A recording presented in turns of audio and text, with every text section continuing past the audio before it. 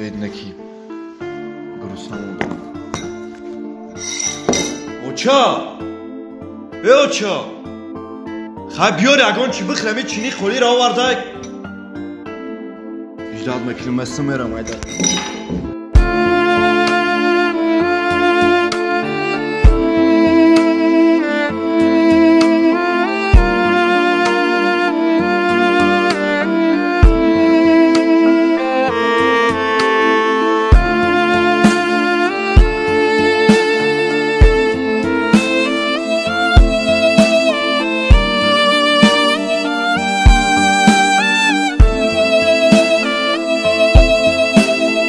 مادرت را در حیات دوست دار، نه اینکه در اینترنت، چون بعد از رفتنش این گنجینه بی‌بها هیچگاه تکرار نمی شود.